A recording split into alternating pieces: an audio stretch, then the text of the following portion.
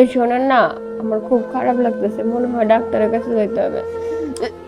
আরে পাশে ওষুধ আছে, খায় নাও না। এই ছোট মোটো ব্যাপার নিয়ে এত নাটক করার কি আছে?